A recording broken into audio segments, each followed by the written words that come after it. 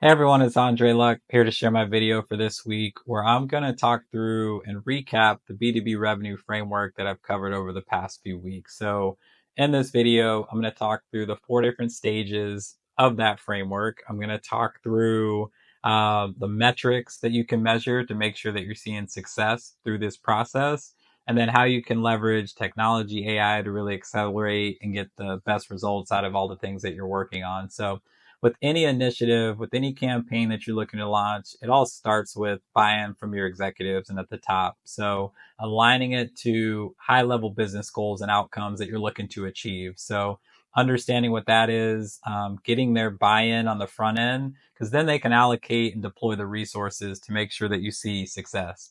A lot of times when you're a department head or even like a mid-level manager, you have the right intentions and you're trying to push change and create change, but you're met with resistance because other people have their own objectives. There's other things that they're measured on. But if you can start at the top and get alignment from your executives, like, hey, these are the 2, 3 goals that we're going to focus on from a revenue generating perspective this year, and get everyone bought in, you'll likely see more success, but and see more revenue come out of it. But you'll have more success because everyone's bought in and on the same page. So the first stage they'll talk about is creating awareness and demand.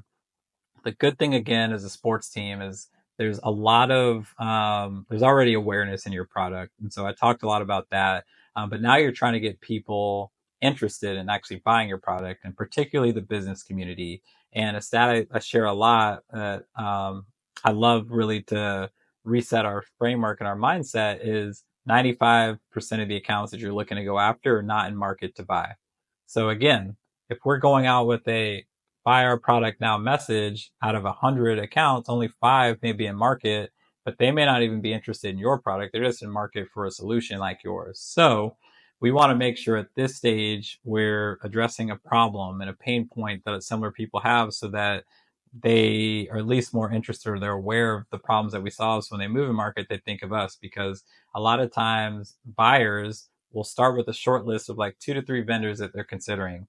And usually they'll pick 80% of the time one of those people on that short list. So we want to be on the short list when they do move in market, they do have a problem. So that's what we spend, a lot of time at this, of people that are in this stage who aren't already in our pipeline or bought from us, really talking about the value that we provide, the problems that we solve, people who face similar challenges to them. Other areas that are other ways I've seen sports teams be successful with this stage of the process, or people that are at this stage, is really getting their executives out there, getting them active on LinkedIn. And a lot of people resonate because it's a sports team, and a lot of people have affinity to a sports team.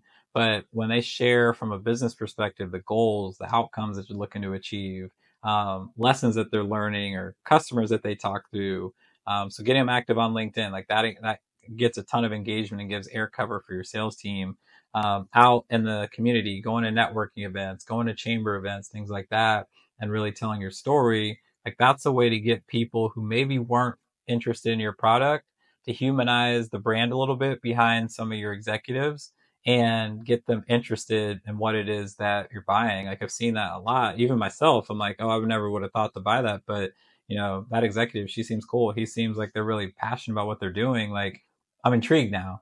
So that's how you take people who maybe aren't already interested in your product to at least consider you, and they think of you if you're doing a great job telling your story and the problems that you solve at this stage. So when they do move in market, they think of you. And the other thing you could do is, don't be afraid to try some things that you see maybe on more like the B2C side. I think a lot of times in business, we feel have to be so buttoned up. But at the end of the day, we're just people too. So be humorous, be funny. And in sports, there's so many opportunities to engage players, to leverage your venue, your ballpark, your mascot.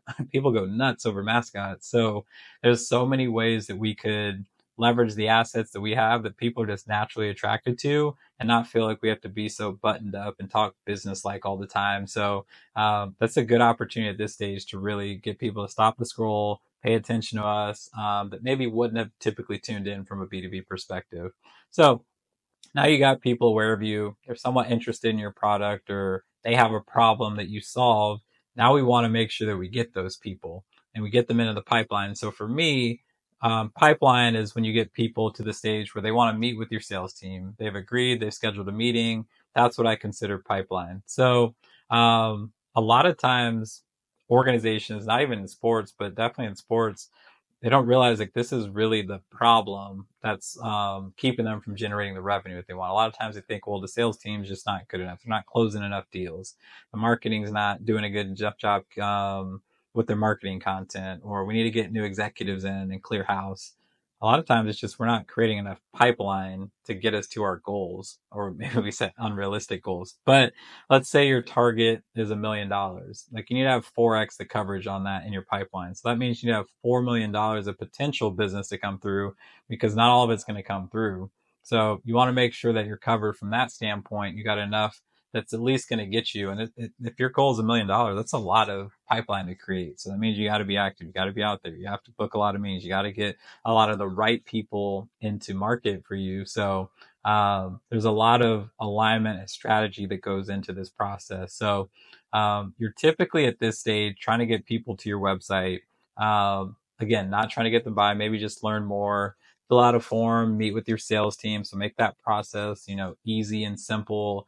You don't need a form with like 20 different fields for people to fill out. That's where they get frustrated. Keep it simple. You have your sales team who's doing outbound prospecting. But again, I talk about being strategic with it, not just a random group of leads or, hey, Google, go to an office park and start calling people. What are signals that are going to help us, get quality people? Because we got to get $4 million of pipeline. So we don't want to waste our time with people that aren't ever going to be a fit. So some key signals to look for, like what caused other people to buy, what were challenges they were facing before they bought from us. So really looking up the pipeline a little bit, like what helped us close deals and how do we find more people like that look like them, that have similar challenges and pain points that we could talk about. The other thing is, and I coached and I talked about recently in a training session, look for signals. If people are out marketing, they're marketing for a reason. They're trying to grow their business. So whether it's digital ads or paid advertising or even traditional billboards, that costs money. They're trying to get their name out there. So how can we help them do that? Are they hiring for sales roles? That means that if you're hiring for sales roles, you're probably looking to grow your business and acquire a new business. That's a place where we kill it from a sports ticket sales perspective, is bringing people to games to close new deals. So if you see that, that's a signal that you can go after. So it's being smart about who it is that you're going after and being strategic with it versus just randomly calling businesses and hoping something sticks. That's how you get, typically you close less than 1% when you're just kind of randomly going out there. That's how you get that higher to like, 3 to 5% of the people you're going after. So the other thing at this stage of the process is um, doing things that are modern for 2025. So what I mean by that is not using tactics that, we used 20 plus years ago in sales. Like not as many people pick up the phone. So yes, we need to make phone calls because the sheer act of making calls, doing emails, doing LinkedIn allows you to get higher response rates. So we need to hit them at all different areas. But how do you cut through the noise? If an executive's getting hundreds of emails a day, how do you make sure yours stand out? A lot of times salespeople get mad. They're like, oh, they're ghosting me or they're not responding back to me. No, they're just busy.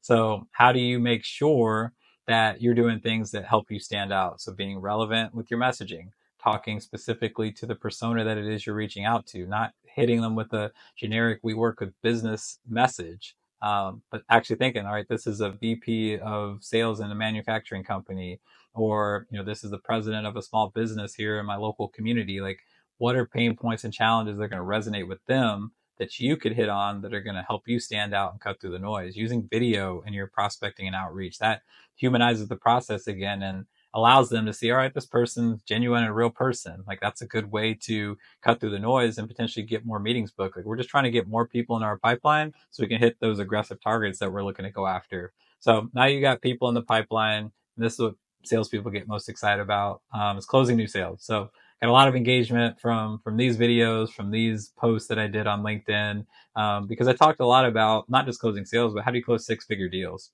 That's a different motion. That's a different strategy than trying to get, a fan or a family to, buy a mini pack or 6-game pack of tickets for a couple $100. Like $100,000 deal, that makes you have to make sure that ties to a company's business outcomes, and like you're aligned and ingrained in programs that they're running. You're going to help them achieve big goals that they're looking to. Because if we don't do that, you get someone real excited because we talk about we got this new suite or we got this new club and the seats are literally right on the court or they're right on the sight line. You'll get people who are interested, but we can't just sell the people who are interested. We got to go find new people.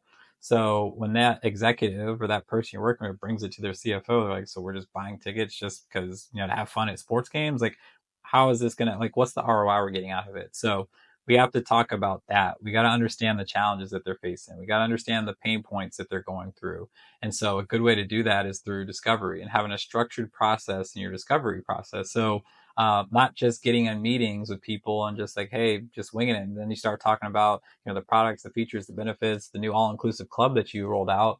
I talk tickets last. That's the last thing I want to talk about. One, maybe your product isn't as exciting as others in your market, but two, that's not why they're buying. That's how they're going to leverage our assets to achieve it. But we want to be consultants and strategic people that they like, oh, this person gets it.